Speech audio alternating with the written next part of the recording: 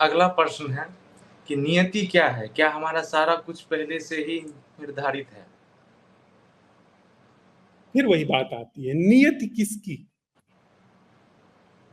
अगर आप कहते हैं कि मेरी, तो फिर निश्चित ही आपकी नियति है।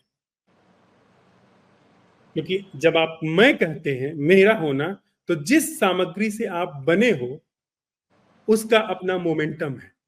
फिर आपके ऊपर कर्म का सिद्धांत लागू हो जाता है। जब आपने यह मान लिया कि मैं हूं, इस पर आप क्वेश्चन मत करो, इस पर सवाल मत उठाओ, आप इस पर सवाल नहीं उठाना चाहते हैं, तो फिर वो सारी चीजें, जिन चीजों ने आपको बनाया है, वो वैलिड हो जाती है।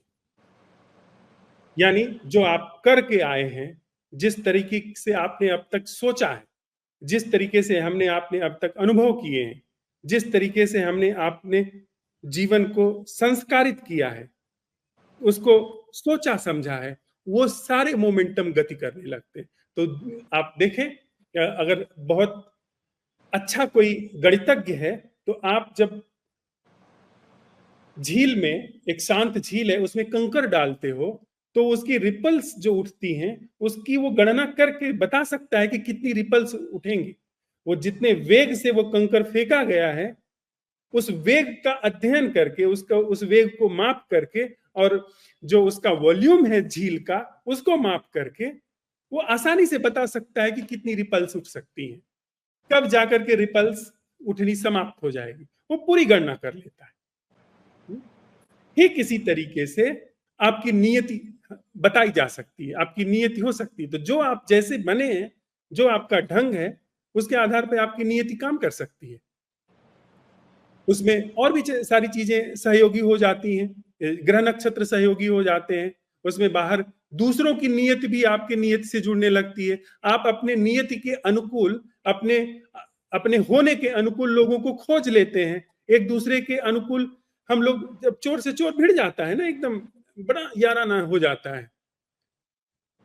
चुगलखोर का दूसरे चुगलखोर से बड़ा याराना हो जाता है, जो दूसरे की तरफ देख करके हमेशा निंदा, हमेशा एक इमेज बना करके फलनवा अच्छा है, ढिकनवा अच्छा है, उसमें बड़ी रुचि हो जाती है उस दूसरे को जो इसी तरीके से जी रहा है। जैसे एक एक ढंग देखेंगे आप कि प्रायः आप पाएंगे कि बहुत सारे लोग सोशल मीडिया पे इस बात को सिद्ध करने में लगे हैं कि फलाने राजनेता अच्छे हैं या फलाने राजनेता अच्छे हैं। उनको अपने से कोई मतलब नहीं है। फलाना गुरु अच्छा है, फलाना गुरु धूर्त है, फलाना सच्चा सिद्ध था, फलाना जो है थोड़ा कम सिद्ध था, होते होते रह गया, फलाना तो एकदम फ्रॉड। अब यह व्यक्ति बिल्कुल धर्म से दूर है। यद्यपि उसको यह लग रहा है कि वो जिसके बारे में बात कर रहा है, वो महर्षि के बारे में बात कर रहा है, कृष्णमूर्ति के बारे में बात कर रहा है, उसके बारे में अपना आख्यान छाप रहा है, उसको तय कर रहा है, तो उसको यह लग सकता है कि वो बड़ी धार्मिक क्रिया कर रहा है। लेकिन वो धार्मिक क्रिया नहीं है। वह धार्मिक क्रिया के नाम पर अपने को शाबाशी देना है, अपनी पीठ थपथपाना है। धर्म वहां से शुरू होता है जहां अपनी तरफ दृष्टि घूम जाए।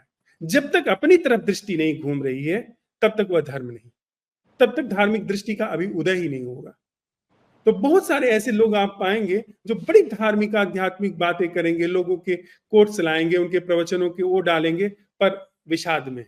धार्मिक व्यक्ति कभी विषाद में नहीं जा सकता।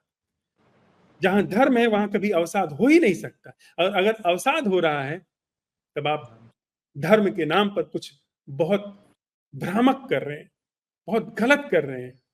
धार्मिक व्यक्ति कभी अवसाद और विषाद में नहीं जा सकता है। तो हम जब नियति की बात कर रहे हैं, तो नियति वह तय होती है जब आप अपने को यह मान लेते हैं कि मैं हूं। जीवन का जो आधार है वो मैं से शुरू होता है। मैं नहीं हूं तो जीवन नहीं है, तो फिर आपकी नियति है। तो जिस ढंग से आपके मैं को बनाया गया है, राजनेता के बेटे का मैं अपने ढंग से निर्मित होता है, डॉक्टर के बेटे का मैं उस ढंग से निर्मित होता है, एक गरीब किसान का के बेटे का मैं उसके ढंग से निर्मित होता है, एक अभिनेता के बेटे का मैं तो अपने ढंग से, एक अरबपति के बेटे का मैं अपने ढंग से निर्मित होता है। तो जो उसके परवरिश में है, जो उसके पिछले मोमेंटम से आया है, उसके आधार पर नियति हो जाती है। तो पुराने लोग कहते थे कि हर संत का अतीत होता है और हर पापी का भविष्य होता है। तो नियति जो होती है वो अहंकारियों की होती है। जहां पर खुद की तरफ देखा गया, जांचा गया, नियति जो होती है वो भ्रम की होती है, झूठ की होती है, मिथ्या की होती है, कपोल कल्पनाओं की नियति होती है, अध्यासों की नियति होती है। जहां पर खुद को जांचा गया वहां पर कोई नियति नहीं।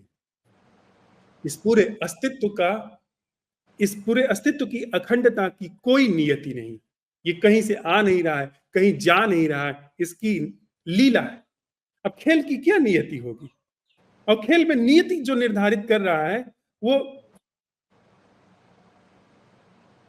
जुआरी है, वो खेल नहीं खेल रहा है। इसका मतलब जब आप दांव पर लगा रहे हैं कि नहीं यही व्यक्ति जीते, यही व्यक्ति विजयी हो, ये व्यक्ति हार जाए, तो इसका मतलब फिर वो खेल नहीं रहा।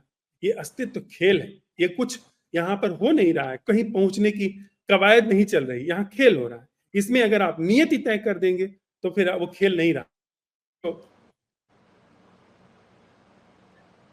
जुआ हो गया। जुआ बुरा है। बुरा का मतलब निंदा के श्रेणी में मैं नहीं कह रहा हूं। जुआ भ्रामक, झांसा है। क्या ये मैं निवेदन ठीक से कर पाया?